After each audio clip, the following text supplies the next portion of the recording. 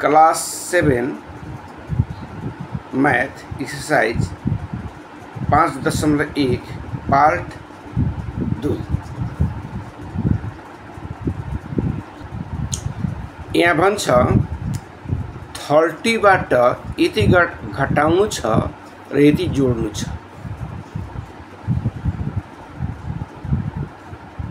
30 बाट यति घटाउनु छ र यति जोड्नु छ।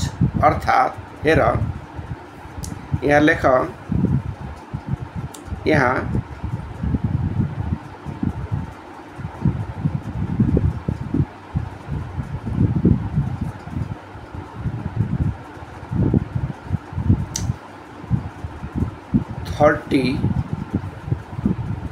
यति घटाउनु छ त माइनस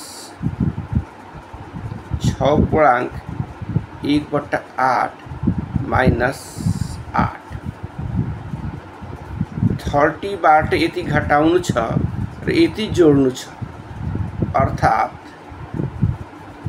1/1/4 भयो। अब तिमीहरूले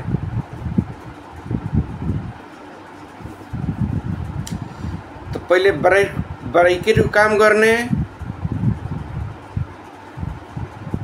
हेर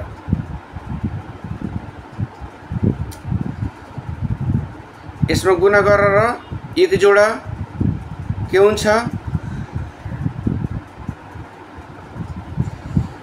कति हो 848 1 49 49/8 माइनस 8। यता तल एउटा 1 लेखिदियो भयो। अब यहाँ छ 4 1 4 1 5 5/4 भयो। अब तिमीहरूले हेर कति हुन्छ यो,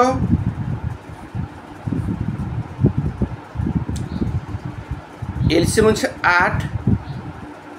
अब हेर 8 1 1 भयो, 1 ले गुणा गर्छ 39 हुन्छ, 49 हुन्छ,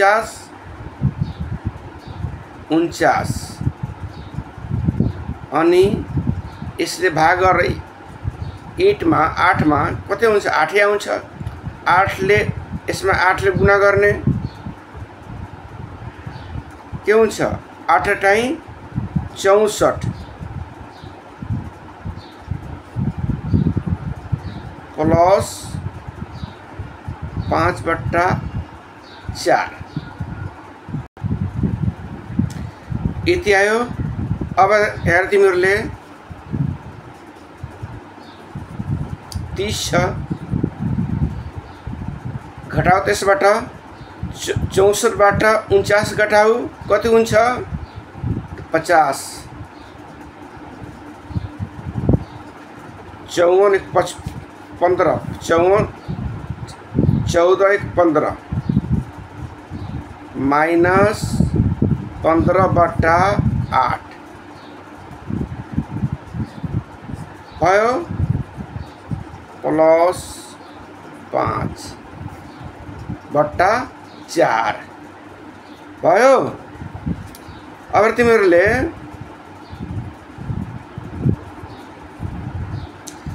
अब हेर यसमा गुणा गर्ने त माइनस माइनस प्लस हुन्छ, प्लस 15/8 प्लस 5/4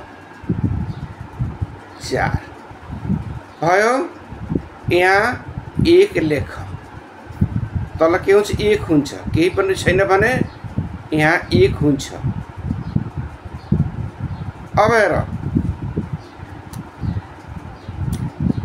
यसको एलसीएम निकाल्ने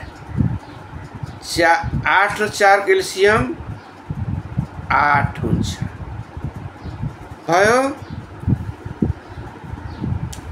अब हेर 1 ले 8 में भाग गर्ने 8 आउँछ 8 ले यसमा गुणा गर त कति हुन्छ 8 ले गुणा गरे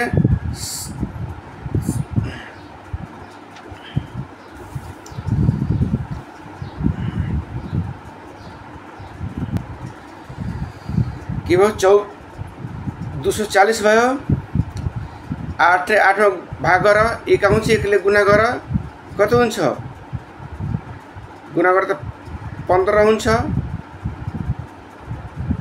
प्लस यसमा भाग गर 4 ले 8 में भाग गर 2 आउँछ 2 ले गुणा गर माथि कति हुन्छ 10 हुन्छ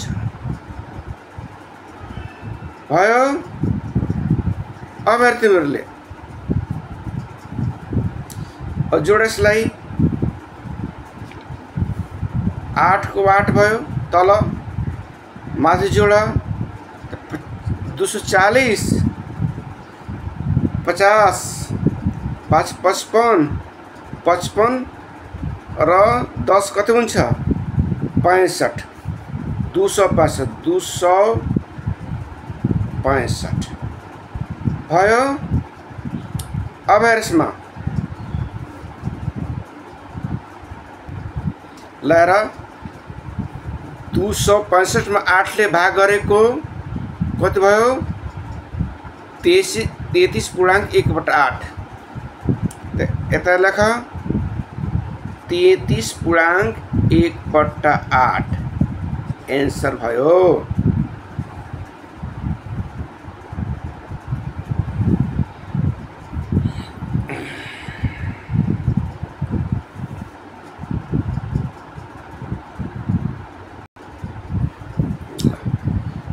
अब number 3 Sandeep's monthly income is rupees 27,000. He has spent 1/5 part of his income on food and 1/10 part spent on clothing and 2/5 part spent on transportation. Then how many part did he spend in total? How many part did he save? Find out how much money he has saved.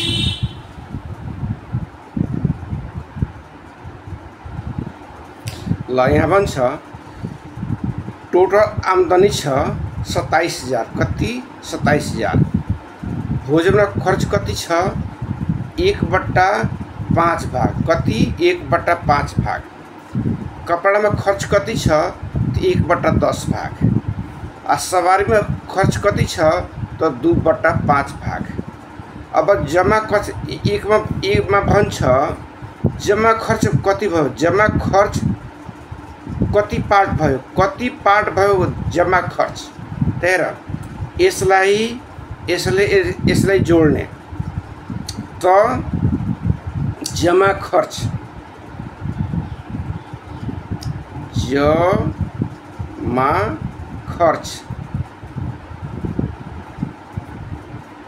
कति भयो यसलाई जोड्ने त 1/5 plus 1/10 plus 2/5 भयो अब हेर तिमीहरूले के भयो भाग भयो जमा खर्च यति भाग भइहाल्छ अर्थात् एलसीएम ल्याऊ 10 आउँछ अब हेर भाग गर्ने 2 आउँछ 2 ले गुणा गर्ने 2 यहाँ के हुन्छ 1 हुन्छ 2 आउँछ 2 ले 2 मा भाग गर्ने 4 आउँछ भयो अर्थात कति भयो 4 1 5 6 7 7/10 भाग कति भयो खर्च 7/10 भाग खर्च भयो सबै मिलाएर जोड्ने 7/10 भाग हुन्छ अब हेर 2 मा भन्छ बी मा भन्छ how many part did he save कति बचत गर्यो कति भाग बचत गर्यो अब हेर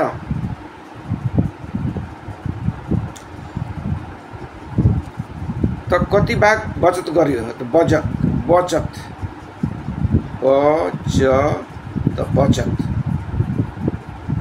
अब हेर त पूरा भाग 1 हुन्छ पूरा भाग के हुन्छ 1 हुन्छ त 1 बाट खर्च भएको भाग कति छ 7/10 7/10 त 7/10 घटाउने भाग भयो अब तिमीहरूले यस तल 1 मान्ने 1 हुन्छ नै अब हेर यहाँ 10 आयो ठीक छ अब के हुन्छ यो 10 माइनस 7 भाग अर्थात कति हुन्छ 3/10 भाग बचत भयो कति भाग बचत भयो 3/10 भाग बचत भयो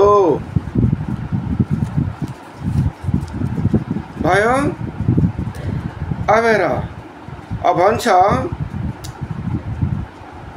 find out how much money he has saved कति पैसा